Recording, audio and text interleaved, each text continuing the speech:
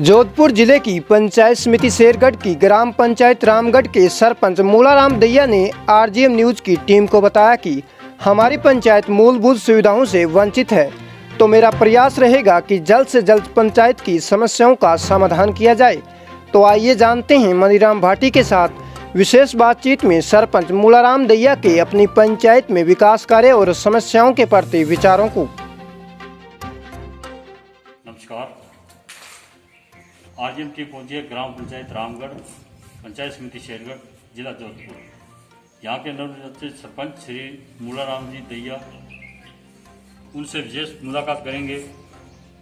विकास के मुद्दों पर क्या इन्होंने करवाए हैं और कार्य जो होने वाले हैं वो कौन कौन से हैं, और खासकर कोरोना महामारी में इन्होंने अपनी ग्राम पंचायत को क्या गाइडलाइन दी, कैसे उनको बचाए बीमारी से। तो ये सब पूछेंगे अपने सरपंच साहब से। तो सरपंच साहब, हमारे चैनल में आपका स्वागत है। धन्यवाद। तो सर, अपनी ग्राम पंचायत के बारे में बताइए कि कौन कौन से विकास कार्य ऐसे हैं जो आपने करवा दिए हैं और बाकी कुछ जो पेंडिंग है वो करवाने वाले हैं। श्रीमान जी, सबसे पहले मेरी अधूरी ग्राम पंचायत थी, उसको मैंने लगभग कंप्लीट करवा दी है, 4 दीवारी समेत करवा दी है। दूसरा, मेरे प्लानिंग के अंदर जीपीडीपी में जो योजनाएं दी गई है उसमें सारा का 4 नाले, ये जो अभी मेरे काम चल रहा है। आज नरेगा के अंदर 600 नरेगा मतलब लाभ ले रहे हैं मेरे रामगढ़ में। अब उसमें सारा गांव में मेरे ये पौधारोपण अभी आज से शुरू कर दिया गया है। 500 पौधे मेरे लगाने का लक्ष्य है, और कुछ पौधे स्कूलों में, कुछ आंगनवाड़ी में, और कुछ जहाँ नाले बने हुए हैं वहाँ 10-10 पौधे और लगाने का मेरा मतलब लक्ष्य बनाया हुआ है। अब यहाँ सबसे पहले समस्या मेरे जो मैंने सरपंच बनने के बाद में शिक्षा के अंदर ली थी, वो एमएलए साहब को और मतलब अधिकारियों को मैं अवगत करा चुका हूँ। जमीन मेरे पास में है। जब यहाँ एक प्राइमरी स्कूल बन जाए, क्योंकि मुख्य मतलब मेरे रामगढ़ में शिक्षा के लिए स्कूल की कमी है। वैसे स्कूल है लेकिन यहाँ नजदीक कोई स्कूल हेडक्वार्टर पर है नहीं है। दूसरी हमारी कमी पानी की है, नजदीक कोई पानी नहीं है। पीने के लिए हर इंसान को अपनी बोतल में पानी भर करके पंचायत में लाना पड़ता है। तो ये टाका तो मैं करवा दिया है जो बरसात के पानी से भर जाएगा, लेकिन यहाँ स्थायी स्रोत कोई नहीं है। इसके बारे में भी मैंने मंत्रियों को और मतलब अधिकारियों को अवगत करा चुका हूँ। अब उसके बाद में आज के समय के अनुसार सबसे प्रथम मुझे शिक्षा और से जोड़ना है, पानी से जोड़ना है। पंचायत मतलब लाइट से अभी तक जुड़ी नहीं है। मैंने कई बार फाइलें भर चुका हूँ और विधायक महोदय से भी विनती कर चुका हूँ। उन्होंने आश्वासन दिया है कि मैं जल्दी आपका मतलब क्या है कि विद्युत से मतलब आपकी पंचायत को जोड़ देंगे। अब उसके बाद में मैं एक शिक्षक और एक अध्यापक रिटायर होने के कारण ये कहता हूँ कि स्वस्थ जीवन है तो सब कुछ है। अब आज जो मतलब कोविड-19 मतलब जो चल रही थी उसके बारे में घर घर जाकर के, एरिया में जाकर, क्योंकि हमारे अंदर दूर दराज की ढाणियां है, मतलब हमारी जनता है वो शिक्षित कम न होने के कारण आज के वातावरण के अनुसार वो समझ पाना उनके लिए बहुत मुश्किल है। इसलिए हर बच्चे से, उन परिवार से संपर्क करके मास्क लगाना है, 2 गज की दूरी बनाए रखना है, अपने हाथ धोने हैं, और कोविड-19 के टीके लगाना अति आवश्यक है। शिविर लगा करके जहाँ जहाँ आवश्यकता थी मैंने मतलब मांग करके जगह जगह शिविर लगा करके लगभग लोगों के मतलब टीके लगा चुका हूँ। अब टीकों की कमी होने के कारण दूसरे टीके हैं वो मेरे जनता को काफी लगने हैं, लेकिन अब टीकों की कमी आ रही है।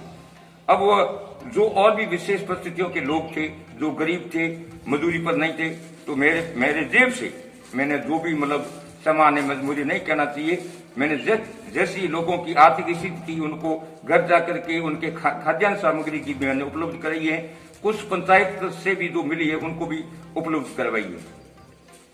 अब मेरा खास लक्ष्य ये है कि मेरा एक दूर दराज जो एक बंदर की तरह ये एक रेगिस्तान के अंदर मतलब ये मेरा रामगढ़ बसा हुआ है, तो मैं सरकार से हमेशा ये विनती करता रहूंगा कि मुझे एक तो आवागमन के साधनों से, एक लाइट से, एक पानी के स्रोत से और एक विद्या से मतलब जोड़ दिया जाए। तो मैं सरकार को और आपको विश्वास दिलाना चाहता हूं कि इस इलाके बंदर इलाकों को मैं समन करके बता सकता हूं। बहुत अच्छे विचार है सर आपके। अपने पीएम आवास योजना के बारे में बताइए सर, कितने लोग वंचित हैं यहाँ पर?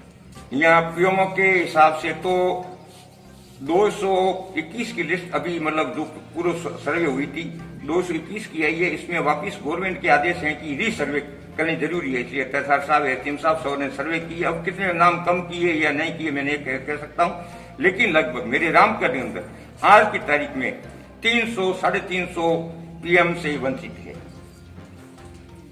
तो सर बात करते हैं अपने किसानों की, क्योंकि बरसातें होती नहीं है और पानी की यहाँ बहुत ज्यादा किल्लत है, बहुत कमी है। तो किसानों के लिए आप सरकार से क्या मांग रखना चाहते हैं? अब मैं किसानों के लिए तो यही मांग रखना चाहता हूं कि हमारा जो ये मानसून है एक जुए की तरह है। हम खेती, यहाँ के लोग सभी मतलब क्या है कि खेती पर निर्भर हैं। अब खेती पर निर्भर होने के कारण सरकार से मैं यही आशा और मांग करना चाहता हूं कि फसल लगवाना या खेत करना जोतना हमारा काम है, बरसात करवाना हमारे बस की बात नहीं है। हम उससे नुकसान हमको खूब होता है, तो सरकार से आग्रह करता हूं कि किसानों के लिए अपनी योजना बना करके उनको कोई न कोई सहायता दे, जिससे मतलब क्या है कि फसली ऋण या फसली बीमा है और भी कोई योजना से लाभान्वित करे, तो यहाँ की गरीब जनता है वो अपने बच्चों का पालन पोषण कर सके। तो सर नरेगा द्वारा कौन कौन से विकास कार्य करवाए आपने? नरेगा के अंदर 4 नाले चल रहे हैं और एक चारागाह चल रहा है, और अभी मतलब पूर्व सरपंच के कुछ टाके स्वीकृत थे लेकिन उसने करवाए नहीं है।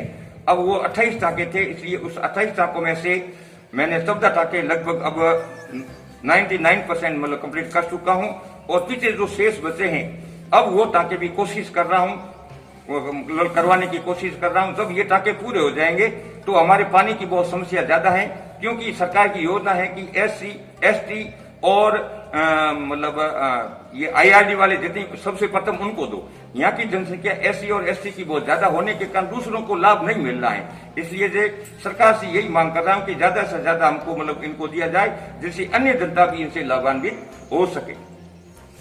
तो सर अपने नरेगा में जो मजदूर लोग हैं तो इनको क्या एक दिन की पर डे की मतलब जो कीमत मिलती है वो क्या मिलती है सर? अब गवर्नमेंट के हिसाब से 220 रुपये आके गए हैं, सरकार के हिसाब से 220 रुपये आके गए हैं, लेकिन यहाँ की प्रक्रिया के हिसाब से इनको कभी तो 150 मिलते हैं, कभी 180 रुपये मिलते हैं। इससे ज्यादा मैंने तो आंकड़े देखे नहीं मेरे काल में या पूरे समय। अच्छा सर एक आवारा पशुओं के बारे में बताइए कि कोई गौशाला वगैरह का कोई आपने इंतजाम किया है? जो काफी संख्या में यहाँ आवारा पशु घूमते नजर आए हैं। अब आवारा पशुओं के लिए तो सभी मिलकर के काम करते हैं। यहाँ की जनता है वो मतलब क्या है, एक हमारे पास में मठ बना हुआ है, मठ का सहयोग करके कुछ पशुओं को तो यहाँ डाला गया है। एक हमारे शेरगढ़ के अंदर एक गौशाला है, और बिल्कुल मतलब विकलांग या और भी जो जितने आवारा पशु हैं वहाँ मतलब क्या है कि कुछ सरकार की और कुछ जनता की सहयोग से मतलब वहाँ उनकी देख रेख होती है। तो सर 15 अगस्त आ रही है और रक्षाबंधन भी आ रहा है, इस पर आप अपनी ग्राम पंचायत की जनता को क्या संदेश देना चाहते हैं? अब 15 अगस्त और रक्षाबंधन पर मैं अपनी रामगढ़ की जनता को यही संदेश देना चाहता हूं कि सबसे पहले ईश्वर से प्रार्थना करता हूं कि ईश्वर अच्छी बरसात होकर के हमारे खेत खलियान हरे भरे होकर के धान से भरपूर हो जाए, आपका स्वास्थ्य अच्छा रहे, और 15 अगस्त के दिन सभी स्वस्थ रहे, जिससे मैं पूरे मतलब पंचायत को सब बुला करके मेरी पंचायत के अंदर उनका स्वागत करूं, और 15 अगस्त और स्वतंत्रता के बारे में अपन मतलब उनके बारे में आपको अवगत कराऊं, और एक मिलन, एक भाईचारे की मिलन की भावना के बारे में भी मैं आपसे मिल करके सभी का सहयोग करूं। ये थी हमारे सरपंच साहब की सारी समस्याएं, और समाधान भी इन्होंने बताया कि कैसे करना है और किस तरह से सारे काम को अंतिम रूप देना है। कैमरामैन विकास के साथ मनीराम भाटी की रिपोर्ट, RGM न्यूज।